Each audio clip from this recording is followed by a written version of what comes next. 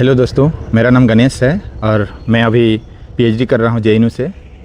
अभी जो प्रोटेस्ट चल रहा है जंतर मंतर में, उसी के बारे में मेरा क्या ऑब्जर्वेशन है या मेरा जो पक्ष है वो मैं आपके साथ साझा करना चाहता हूँ। मैं भी गया था प्रोटेस्ट साइड में, 4-5 बार गया हूँ, रात को भी गया हूँ। तो वहाँ पे एक डीपली जो भी है लोगों के साथ बात किया गया है, मतलब मैं भी एक पार्ट ही मान सकते हो।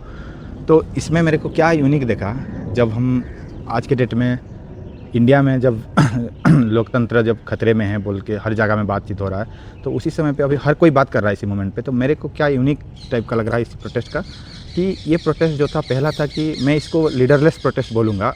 और क्यों बोलूँगा, क्योंकि ऑफकोर्स देयर इज 2 लीडर्स, जैसे आप अभिजीत दीपके और सोनम वांगचुक को देखेंगे, बट वो तो हैं, बट उनके अलावा कैसे ये लीडरलेस है। क्योंकि जब मैं वहाँ पे था, ये जो बहुत सारे क्षेत्र से आ रहे थे, जो बहुत सारे स्टेट से आ रहे थे, वो अपने आप आ रहे थे। कोई 36 घंटा ट्रैवल करके आ रहा है उड़ीसा से, कोई 25 घंटा ट्रैवल करके आ रहा है बिहार से, झारखंड से, जिसको कोई फंडिंग नहीं हुआ है, कोई ऑर्गेनाइजेशन से लेना देना नहीं है, कोई पॉलिटिकल पार्टी से एफिलिएशन नहीं है, बट वो अपने आप आए हैं। तो इसको मैं जो रीडिंग करता हूँ, इसमें मैं मानता हूँ कि ये एक तरह का इफेक्ट है उनका, एक तरह का इमोशन है। और इसी तरीके से ये एक इमोशनल जो अटैचमेंट है वो एक डेमोक्रेसी को कैसे स्ट्रेंथन करता है, इसी प्रोटेस्ट और इसी मूवमेंट से हमको देखने के लिए मिल रहा है।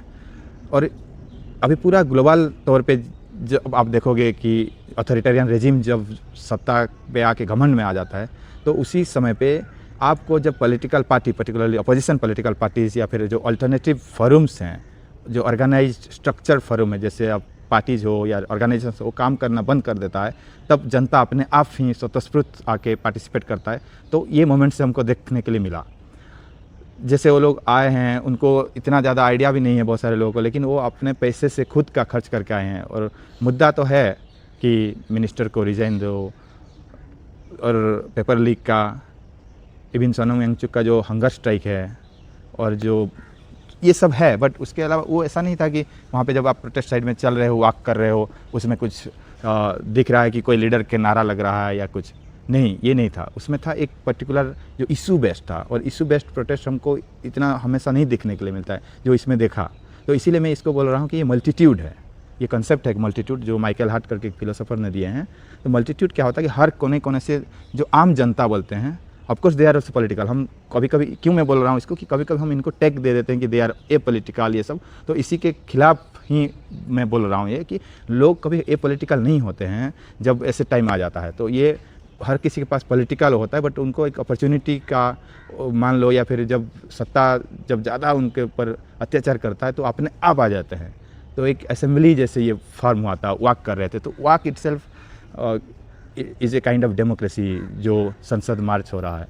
तो यहाँ पे जो इमोशंस है, जो इफेक्टिव पॉलिटिक्स है, वो बहुत इंपॉर्टेंट हो जाता है ऐसे टाइम पे। तो इसको हम कैसे देखेंगे कि मोबिलाइजेशन तो जैसे पॉलिटिकल पार्टीज करते हैं ये सब, बट यहाँ पे ऐसा कुछ खास नहीं था। सिर्फ एक कॉल था कि 20 जुलाई को संसद मार्च होगा, तो हर लोग कोई अपने आप आ रहा है। तो ये एक मल्टीट्यूड फॉर्म ऑफ पॉलिटिक्स है, जो इफेक्टिव पॉलिटिक्स के थ्रू हम इसको रीड कर सकते हैं। तो इस तरीके का प्रोटेस्ट से हमको क्या मिलता है देखने के लिए, कि क्यों ऐसा प्रोटेस्ट का ज़रूरी है, या फिर जो है इसको, इस तरीके का मोमेंट्स जो होता है, ये जैसे आप देखे होंगे बहुत सारे ग्लोबल एरेना में भी आपको देखने के लिए मिला होगा, जैसे ऑक्यूपाइड वॉल स्ट्रीट मूवमेंट्स जैसे मेरे को फील हो रहा है, क्योंकि वहाँ पे भी ऐसे टाइप का, और माइकल हार्ट का थियोराइजेशन भी उसी तरीके का मूवमेंट्स आया था, अरब स्प्रिंग जैसे का था। तो इस मूवमेंट्स में सबसे इमोशंस, फीलिंग्स मैटर करता है। यूजुअली जब हम इमोशंस को एज ए नेगेटिवली देखते हैं, पर्टिकुलरली जैसे आप अभी के कॉन्टेक्स्ट में देखोगे, राइट विंग पर्टिकुलरली जो इंडिया में भी है और ग्लोबली जो है, वो लोगों का इमोशन के साथ खेल के मोबिलाइज करता है। बट वही इमोशंस कभी कभी डेमोक्रेसी को स्ट्रेंथन करने में भी सहायक होता है। तो इसी प्रोटेस्ट में वो देखने के लिए मिला है। तो हम इमोशन को हमेशा मिसरीड नहीं कर सकते हैं कि ये राइट विंग का है, या ये खतरा हो सकता है, या नेगेटिव है।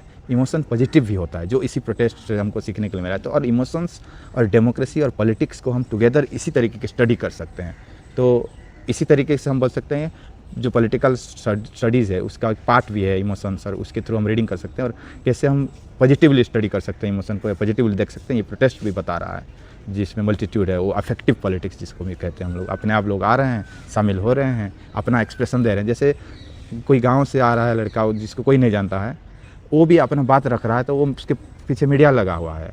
पहले क्या होता है, जो ऑर्गेनाइज प्रोटेस्ट है वहाँ पे गिने चुने कुछ लीडर्स का ही बाइट लिया जाता है, बट यहाँ पे हर किसी का लिया जा रहा है, क्योंकि उनका इम्पोर्टेंस यहाँ पे वो अपना आवाज़ उठा पा रहे हैं। तो ये इम्पोर्टेंट है इसमें कि हर कोई इक्वली पार्टिसिपेट कर रहा है, अपना वॉइस रेज कर पा रहा है, अपना वॉइस दे पा रहा है, जो एक डेमोक्रेसी के लिए बहुत सुंदरता का बात है, ये बोल सकते हो। This is the aesthetic of democracy, you can say. और वो इमोशन, इफेक्ट और एस्थेटिक्स इन डेमोक्रेसी, ये सब स्टडी में भी आप इसको ला सकते हो।